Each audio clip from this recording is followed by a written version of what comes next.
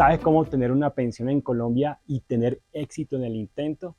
Yo quiero presentarme, soy Juan Miguel Villa. Durante 4 años dirigí a Colpensiones y en esta sesión yo quiero que tengas todos los elementos para que cualquier colombiana, cualquier colombiano obtenga una pensión en nuestro país. Es posible y vamos a aprenderlo. Lo primero que tienes que tener en cuenta es que no necesitas un abogado para obtener una pensión en Colombia. Tú mismo puedes lograrlo, tú mismo puedes tener la información que requieres. Sin embargo, hay varios pasos que hay que seguir porque incluso muchos colombianos, estando muy cerca a esa edad de pensión, no saben en qué administradora de pensiones están. No saben ni siquiera cuántas semanas tienen cotizadas. Y hay formas de hacerlo sin necesidad de un tercero, sin necesidad de un abogado. Para saber en qué administradora de pensiones estoy, hay que conocer primero el sistema. Recordemos que en nuestro país hay 5 administradoras de pensiones y se las voy a enumerar. Primero, Colpensiones, que administra el régimen de prima media, el régimen histórico que venía desde el anterior Instituto de Seguros Sociales. Y además hay 4 administradoras privadas que administran un régimen que se llama el régimen de ahorro individual con solidaridad. Esto significa que cada persona tiene una cuenta individual de ahorros en esas 4 administradoras que tienen unos nombres comerciales. Las conocemos como Scandia, Colfondos, Protección y Porvenir. Y es muy fácil saber en cuál estoy. En sus pantallas hay una dirección en estos momentos, que es la de la RUAF o el Registro Único de Afiliados. Esa dirección es www.cispro.gov.co. Con la información de su cédula, con la información de su nombre, lugar de nacimiento y demás, pueden averiguar en qué administradora de pensiones están y también todas las demás administradoras del Sistema Integral de Seguridad Social de nuestro país. Para llegar ahí es muy fácil, introducen la información y una vez sepamos en qué administradora de pensiones estamos, hay que conocer otros detalles que son muy importantes en el camino hacia obtener una pensión. Una vez conozco en qué administradora de pensiones hago parte y en dónde están mis contribuciones y obviamente mis ahorros en el caso de los fondos privados, tengo que tener en cuenta que yo puedo hacer unos traslados. Puedo trasladarme entre un fondo privado y Colpensiones y viceversa, con ciertas restricciones. La primera, yo puedo trasladarme cada 5 años y la segunda es que lo puedo hacer hasta 10 años antes de la edad de retiro. En nuestro país, esa edad de retiro tiene una edad de referencia como norma general. 62 años para los hombres y 57 años para las mujeres. Por lo tanto, el traslado entre los regímenes pensionales lo puedo hacer hasta 47 años en el caso de las mujeres, antes de cumplir los 47 años, y en el caso de los hombres hasta antes de cumplir los 52 años.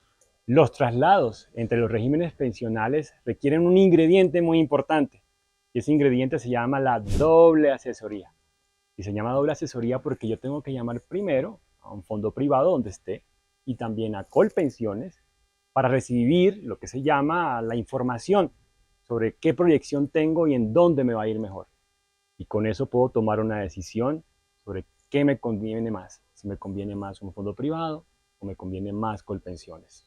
Una vez yo tengo certeza en qué régimen pensional voy a permanecer durante el último tramo o trayecto antes de mi retiro laboral, es también muy importante conocer cuáles son las condiciones de retiro de ese régimen pensional. En el caso de Colpensiones, son 2 ingredientes mínimos que se requieren para poder obtener una pensión. En el caso de los hombres se requieren 1.300 semanas y 62 años cumplidos como mínimo para poder acceder al derecho pensional. No quiere decir que a los 62 años y 1.300 semanas ya debo retirarme como hombre, sino que son los mínimos que se requieren para ese derecho a acceder a una pensión. En el caso de las mujeres, son 57 años los mínimos requeridos y también 1.300 semanas. Sin embargo, una sentencia reciente de la Corte Constitucional dispuso que a partir del 31 de diciembre del 2025, si el Congreso de la República no reacciona antes, las mujeres van a poder pensionarse a partir del 1 de enero del 2026 con únicamente 1000 semanas. Esta diferencia entre hombres y mujeres que va a comenzar a regir pues corresponde a una dinámica jurisprudencial donde se revisó la Ley 100 del 93 para poder considerar el rol de la mujer en nuestra sociedad. Regresando nuevamente a las diferencias entre regímenes pensionales, si ya tengo certeza que voy a estar en un fondo privado, en el régimen de ahorro individual con solidaridad, las condiciones cambian y no son las mismas que Colpensiones y pueden variar. Primero, yo puedo tener una opción de una pensión con el capital ahorrado. Todas mis contribuciones mes a mes que mi empleador me retuvo o hice yo como trabajador independiente y los retornos que ellas tuvieron. Una vez yo conozco el capital ahorrado y los rendimientos en un fondo privado, lo que corresponde ahora es hacer un estudio actuarial y ver toda la dispersión que ese capital va a tener mes a mes durante mi etapa de retiro. Si no logro lo mínimo que se requiere, que es por lo menos un salario mínimo mensual legal vigente, no me va a alcanzar el capital para retirarme. Sin embargo, ahí no es el fin de la historia en un fondo privado. Tengo una segunda opción y un segundo chance. Y la segunda opción se llama el Fondo de Garantía de Pensión Mínima. ¿Qué necesito yo para acceder al Fondo de Garantía de Pensión Mínima si mi capital ahorrado no es suficiente? También voy a necesitar dos requisitos de edad y semanas cotizadas. Edad para los hombres de 62 años mínimas y para las mujeres de 57 años, por un lado, y por otro lado un mínimo de semanas para ambos de 1150 semanas cotizadas como mínimo. Hay que tener en cuenta que esta pensión del Fondo de Garantía de Pensión Mínima, como su nombre lo dice, me da acceso a una pensión mínima, que es de un salario mínimo legal vigente en 2024 está en 1.300.000 pesos. Es muy importante no dejar las cosas para el último momento y hay que planear desde hoy, desde ya, de antes de pensionarme, los documentos que requiero para ello, pero sobre todo la información.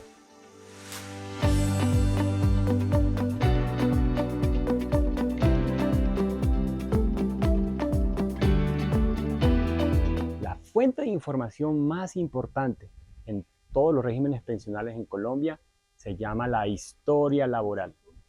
Y en esa historia laboral, tanto en Colpensiones como en un fondo privado, están registradas varias cosas importantes. Número uno, y lo más relevante, las semanas que he contribuido. Número dos, los empleadores que he tenido y las cotizaciones que ese empleador hizo a lo largo de la vida. Y si trabajé como empleado o una persona independiente, todas las contribuciones que yo hice en esa calidad. En esa historia laboral es muy importante reconocer si tengo contribuciones en otros regímenes o también en condiciones de alto riesgo. Por ejemplo, si tuve algunas contribuciones en una entidad pública antes de la entrada en vigencia de la Ley 100 del 93. Hay que reconocer esa línea de tiempo de los regímenes pensionales en nuestro país. Recuerden que esa Ley de 100 de 1993 entró en vigencia el 1 de abril de 1994. Por lo tanto, las personas pudieron haber cotizado al anterior Instituto de Seguros Sociales o un régimen especial, especialmente público. Todas esas semanas deben combinarse y están contabilizadas de manera diferencial en nuestra historia laboral, tanto en Colpensiones como en un fondo privado. Otra cosa muy importante que tiene nuestra historia laboral son las contribuciones diferenciadas en diferentes regímenes pensionales en los cuales yo haya participado o contribuido. Recuerden, en la línea de tiempo de nuestro sistema pensional y de los regímenes, hay un hito muy importante que es la introducción de la Ley 100 del 93, que entró en vigencia el 1 de abril de 1994. Antes del 1 de abril de 1994 habían varios regímenes especiales. Importante saber que el sector público antes de esa fecha podía haber tenido algunas entidades territoriales y también nacionales tenido unas contribuciones en ciertas circunstancias diferenciales. Y es importante reconocer que esas estén en nuestra historia laboral también consolidadas. Si nosotros comenzamos a contribuir en lo que se conoció el anterior Instituto de Seguros Sociales, desde antes de la Ley 100 del 93, no vamos a tener ningún problema con nuestras contribuciones y tenemos que tener certeza que estén en nuestra historia laboral. También es muy relevante de esa historia laboral reconocer que todas las contribuciones de las personas que habían tenido algún tipo de alto riesgo estén presentes, como por ejemplo anteriores trabajadores del periodismo o anteriores trabajadores de los cuerpos de seguridad que tenía el Estado que eran considerados de alto riesgo. Y por último, y no menos importante en cuestión de historia laboral, si usted no está satisfecho con la información que ahí está depositada, se puede exigirle a su administradora de pensiones lo que se conoce como una corrección de historia laboral. En esa corrección de historia laboral, usted puede indicarle cuáles son los periodos que faltan y cuál más o menos son los periodos, si usted no se acuerda precisamente de cuáles son, para que ellos hagan la indagación. Si un empleador no le hizo las contribuciones que deberían estar en su historia laboral, le puede también exigir a la administradora de pensiones que le reconozca esas semanas cotizadas y que la administradora sea la encargada de cobrarle a ese empleador que omitió hacer las contribuciones. No puede quedar como carga de la persona, como carga del empleado, hacer las gestiones correspondientes del cobro de sus aportes. Una vez satisfecha ya esa historia laboral, para la cual cualquier corrección se requiere o tiene una administradora de pensiones 60 días para completarla, ya puedo pasar al siguiente paso, que es conocer cuánto podría ser el valor de mi pensión.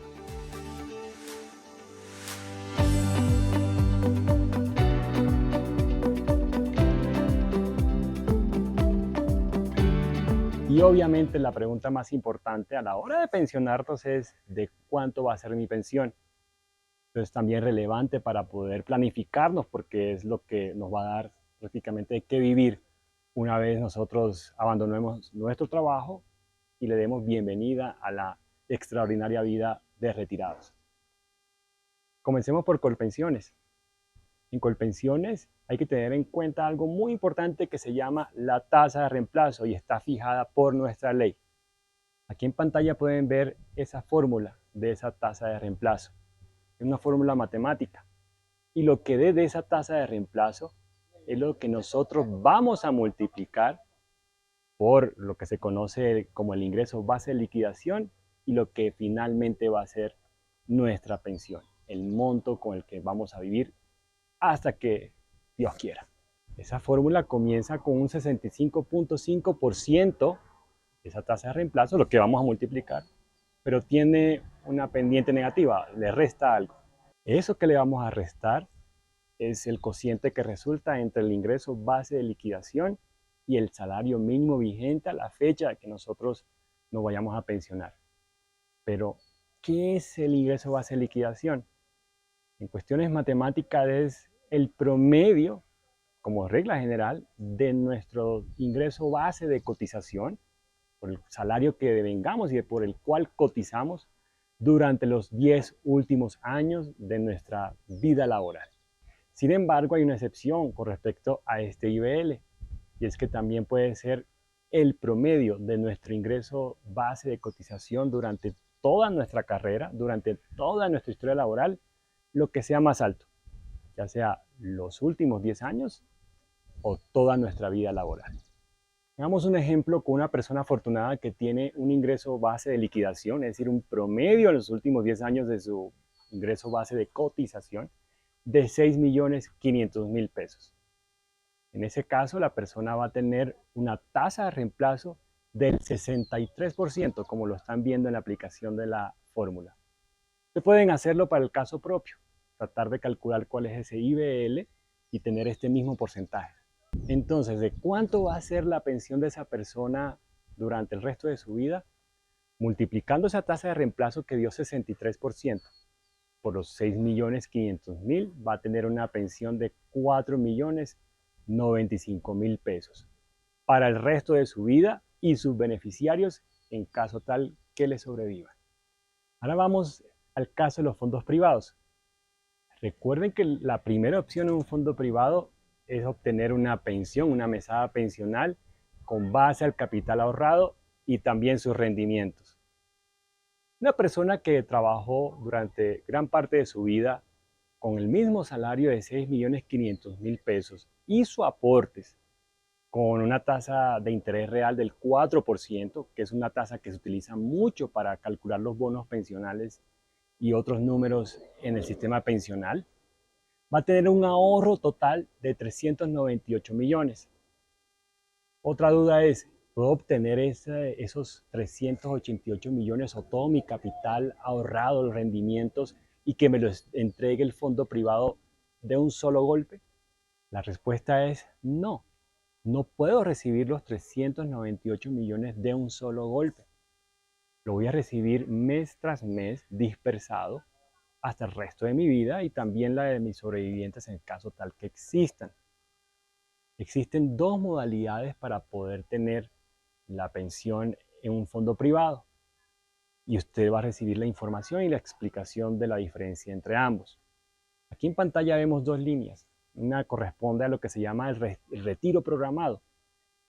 Todo mi ahorro va a ser desacumulado mes tras mes y en caso tal que la persona fallezca antes de la expectativa de vida con la cual se calculó mi mesada pensional, lo que hay en esa cuenta de ahorro lo va a recibir su familia como parte de su sucesión.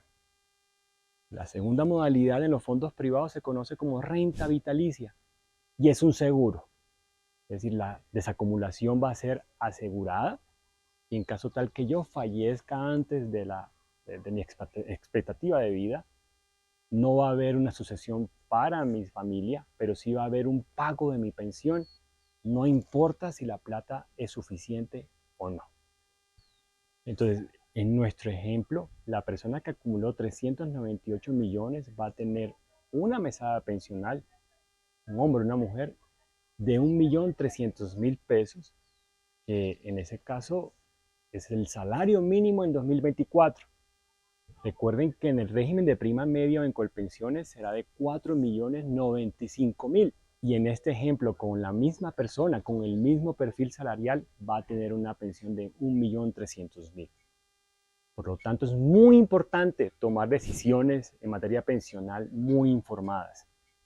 También es relevante conocer cuál va a ser la proyección de mi pensión con eso que se llama la doble asesoría para tomar decisiones que en la mayoría de los casos no son reversibles. Decisión que yo tome en materia pensional es con la que yo voy a vivir el resto de mi vida. Infórmese sobre la doble asesoría y tome la mejor decisión. Gracias.